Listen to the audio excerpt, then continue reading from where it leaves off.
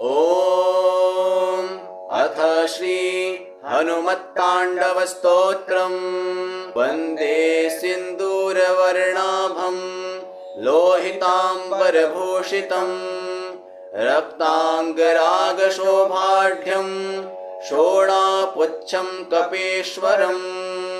भजे समीरनन्दनं सुभक्तचित्तरञ्जनं दिनेशरूपभक्षकं समस्तभक्तरक्षकं सुकण्ठकार्यसाधकं विपक्षपक्षबाधकं समुद्रपारगामिनं नमामि सिद्धकामिनम्।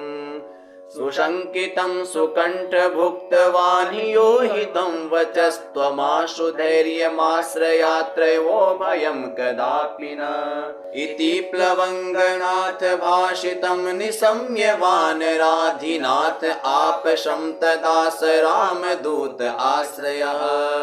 सुदीर्घबाहुलोचनेन पुच्छगुच्छशोभिना भुजद्वयेन सोदरीं निजांसयुग्ममास्थितौ। कृतौ हि कौसलाधिपौ कपीशराजसन्निधौ विदाहजेशलक्ष्मणौ समे शिवं करोत्वरम्।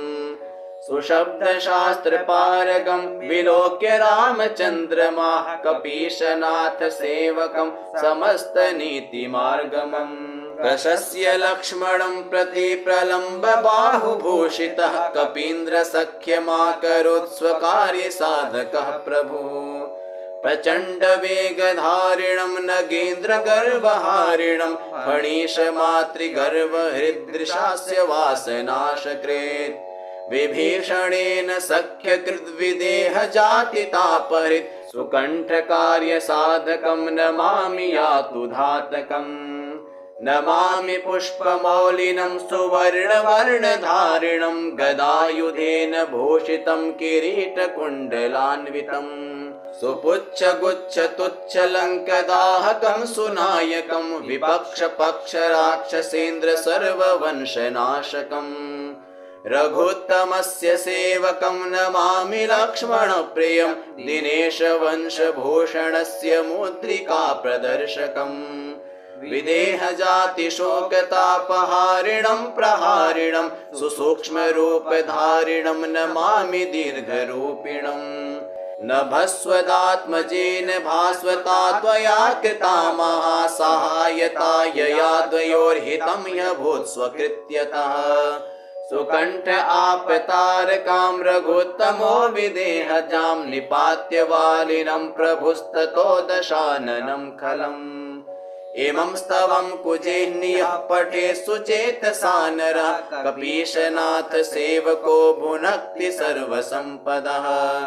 प्लवङ्गराज सत्कृपा कटाक्ष भाजनः सदा न शत्रुतो भयं भवेत् कदापि तस्य नुस्त्विह।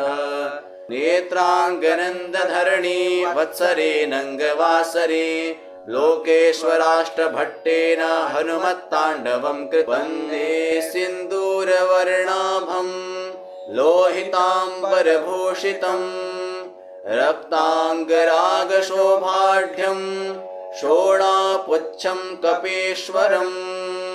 भजे समीरनन्दनं सुभक्तचित्तरञ्जनं दिनेशरूपभक्षकं समस्तभक्तरक्षकम् सुकण्ठकार्यसाधकं विपक्षपक्षबाधकं समुद्रपारगामिनं नमामि सिद्धकामिनम्। सुशङ्कितं सुकण्ठभुक्तवान् योहितं वचस्त्वमाशु धैर्यमाश्रयात्रयो भयं कदापि न इति प्लवङ्गनाथ भाषितं निशम्य वानराधिनाथ आपशं तदा स रामदूत आश्रयः।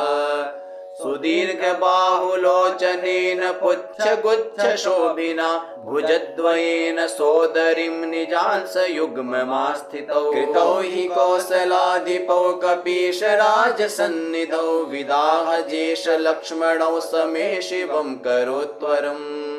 सुशब्दशास्त्रपारगं विलोक्य रामचन्द्रमाः कपीशनाथ सेवकं समस्तनीतिमार्गमम्। प्रशस्य लक्ष्मणं प्रति प्रलम्ब बाहुभूषितः कपीन्द्रसख्यमाकरोत् स्वकार्यसाधकः प्रभुः प्रचण्डवेगधारिणं नगेन्द्रगर्वहारिणं फणीशमातृगर्वहृदृशास्य वासनाशकृत् विभीषणेन सख्यकृद्विदेहजातितापहृत् सुकण्ठकार्यसाधकं नमामि यातुधातकम् नमामि पुष्पमौलिनं सुवर्णवर्णधारिणं गदायुधेन भूषितं किरीटकुण्डलान्वितम् सुपुच्छगुच्छतुच्छलङ्कदाहकं सुनायकं विपक्षपक्षराक्षसेन्द्र सर्ववंशनाशकम् रघुत्तमस्य सेवकं नमामि लक्ष्मणप्रियं दिनेशवंशभूषणस्य मुद्रिका प्रदर्शकम् विदेहजातिशोकतापहारिणं प्रहारिणं सुसूक्ष्मरूपधारिणं नमामि दीर्घरूपिणम् नभस्वदात्मजेन भास्वता त्वया कृता महासहायता यया द्वयोर्हितं ह्यभूत् स्वकृत्यतः सुकण्ठ आपतारकां रघुत्तमो विदेहजां निपात्य वालिनं प्रभुस्ततो दशाननं खलम् इमं स्तवं कुजेह्नियः पठे सुचेतसा नरः कपीशनाथ सेवको भुनक्ति सर्वसम्पदः प्लवङ्गराज सत्कृपा कटाक्ष भाजनः सदा न शत्रुतो भयं भवेत् कदापि तस्य नुस्त्विह नेत्राङ्गनन्दधरणी वत्सरे नङ्गवासरे लोकेश्वराष्टभट्टेन हनुमत्ताण्डवं कृतम् इति श्री हनुमत्ताण्डवस्तोत्रं सम्पूर्णम्। ॐ अथ श्री हनुमत्ताण्डवस्तोत्रम् वन्दे सिन्दूरवर्णाभं लोहिताम्बरभूषितं रक्ताङ्गरागशोभाढ्यं शोणापुच्छं कपेश्वरम् भजे समीरनन्दनं सुभक्तचित्तरञ्जनं दिनेशरूपभक्षकं समस्तभक्तरक्षकम् सुकण्ठकार्यसाधकं विपक्षपक्षबाधकं समुद्रपारगामिनं नमामि सिद्धकामिनम् सुशङ्कितं सुकण्ठभुक्तवान् हि यो हितं वचस्त्वमाशु धैर्यमाश्रयात्रयो भयं कदापि न इति प्लवङ्गनाथ भाषितं निशम्य वानराधिनाथ आपशं तदा स रामदूत आश्रयः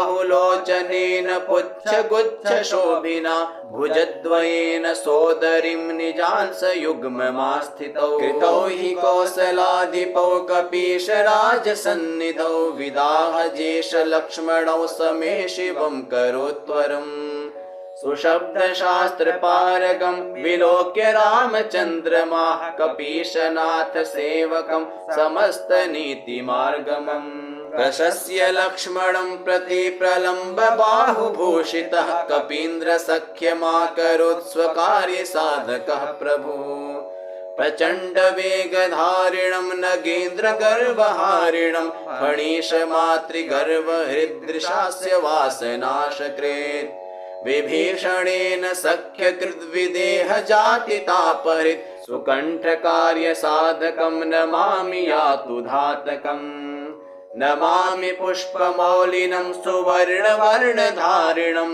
गदायुधेन भूषितं किरीटकुण्डलान्वितम् सुपुच्छगुच्छतुच्छलङ्कदाहकं सुनायकं विपक्षपक्षराक्षसेन्द्र सर्ववंशनाशकम् रघुत्तमस्य सेवकं नमामि लक्ष्मणप्रियं दिनेशवंशभूषणस्य मुद्रिका प्रदर्शकम् विदेहजातिशोकतापहारिणं प्रहारिणं सुसूक्ष्मरूपधारिणं नमामि दीर्घरूपिणम् नभस्वदात्मजेन भास्वता त्वया कृता महासहायता यया द्वयोर्हितं ह्यभूत् स्वकृत्यतः सुकण्ठ आपतारकां रघुत्तमो विदेहजां निपात्य वालिनं प्रभुस्ततो दशाननं खलम् इमं स्तवं कुजेह्नियः पठे सुचेतसा नरः कपीशनाथ